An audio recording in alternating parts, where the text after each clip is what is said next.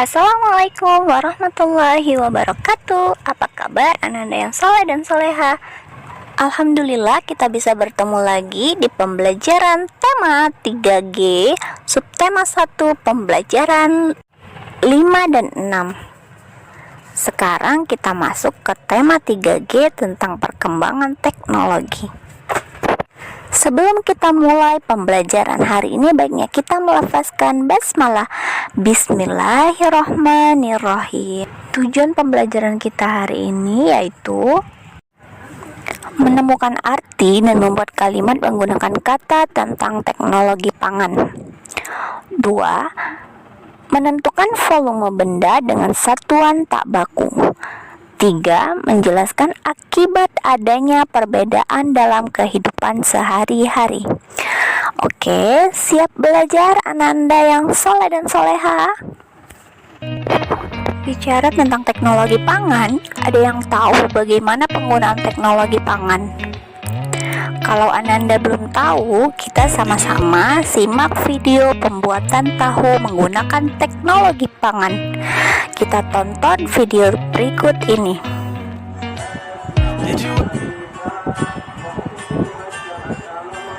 Kacang kedelai yang sudah dipilih kemudian dicuci dengan bersih.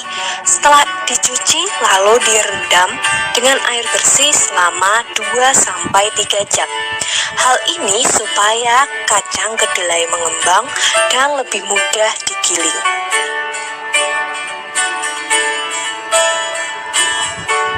Setelah direndam, kacang kedelai lalu melalui proses penggilingan. Saat proses penggilingan ditambahkan sedikit air untuk menghasilkan tekstur yang halus seperti bubur. Kacang kedelai yang sudah digiling dan seperti bubur kemudian dimasak dalam tungku yang besar sampai mendidih. Saat proses pemasakan perlu ditambahkan sedikit air dan diaduk agar tidak menjadi buih.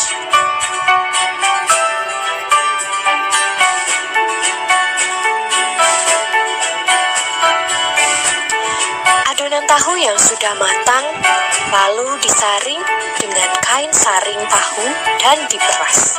Cara tersebut akan menghasilkan ampas tahu.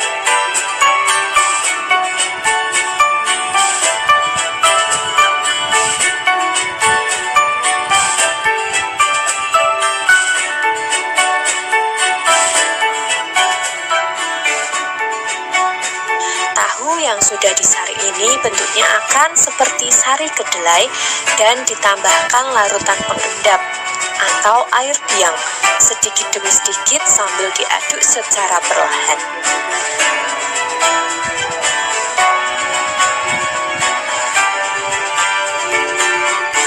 Sari tahu yang sudah disaring tadi kemudian dicetak menggunakan kain saring tahu dan dipres agar tahu menjadi padat.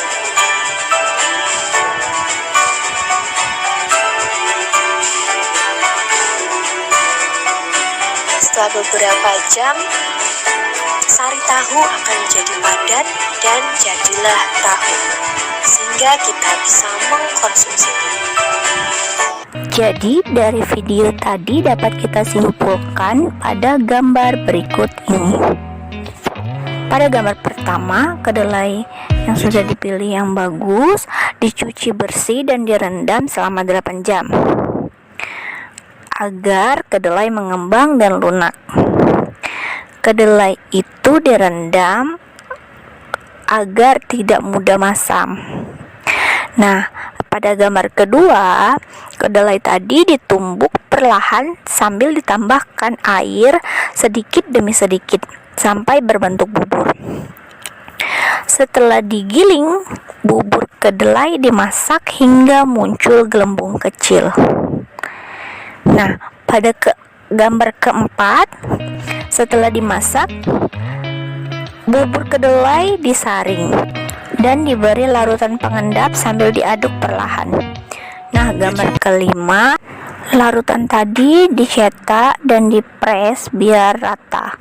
Dan terakhir, keenam, kedelai tadi sudah keras dan bisa dipotong menjadi tahu. Selain kedelai, ada juga pengolahan susu yang menggunakan teknologi pangan. Nah, susu ini merupakan bahan makanan yang cepat rusak. Oleh karena itu, susu diolah menjadi jenis makanan yang dapat bertahan lama. Contohnya, susu cair kemasan, permen susu, dodol susu, kerupuk, susu, yogurt, dan keju. Hasil olahan susu tersebut dibuat dengan memanfaatkan teknologi pangan. Salah satu pemanfaatan teknologi pangan untuk mengolah susu adalah dengan pasteurisasi. Apa sih pasteurisasi itu? Jadi, pasteurisasi itu adalah proses untuk memperlambat pertumbuhan bakteri di dalam makanan dengan cara memanaskan hingga suhu tertentu, kemudian mendinginkannya. Susu cair pasteurisasi biasanya dikemas dalam kemasan karton. Susu juga diolah dengan cara dipanaskan hingga kering dan berbentuk bubuk. Susu bubuk lebih tahan lama daripada susu cair. Nah, selain diolah agar lebih tahan lama, susu diolah menjadi bahan pangan lain. Salah satunya adalah keju. Keju dibuat dengan cara menanamkan enzim sehingga susu terpisah menjadi dua bagian, yaitu dadi dan cairan.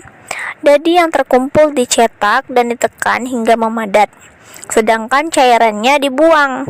Nah, dadi ini akan menjadi keju setelah digarami dan didiamkan.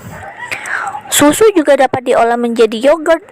Yogurt rasa asam karena merupakan hasil fermentasi susu oleh bakteri asam laktat. Nah, yogurt juga dibuat dengan tambahan berbagai rasa buah, ada rasa stroberi, anggur, jeruk, dan lainnya. Contoh produk hasil olahan susu lainnya banyak sekali seperti dodol susu dan kerupuk susu.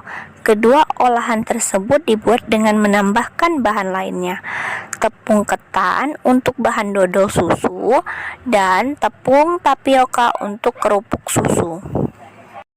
Ananda pernah lihat tidak susu dengan kemasan yang berbeda? Ada susu yang ukurannya 1000 ml. Nah, ada satu lagi susu yang ukurannya 500 ml. Apa sih yang membedakannya? Ternyata yang membedakannya adalah volumenya. Apa itu volume? Volume bangun ruang. Apa itu volume? Volume adalah isi suatu bangun ruang. Perhatikan gambar berikut ya. Nah, botol pertama lebih kecil ukuran dari botol B. Botol selai A memiliki volume yang lebih kecil dari botol selai B. Lihat ya gambarnya. Nah, volume benda dapat diukur dengan satuan tak baku. Perhatikan contoh berikut. Oke, kita mau ukur volumenya dengan cara menuangkan semua air yang ada pada gelas sampai penuh ya. Oke, ini gelas ketiga. Nah, ternyata penuh.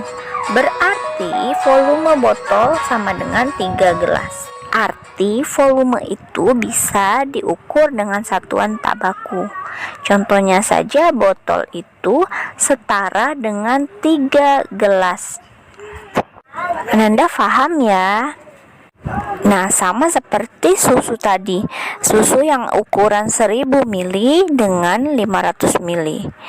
Jadi, ukuran yang 1000 ml itu setara dengan 2 susu kotak yang ukuran 500 ml.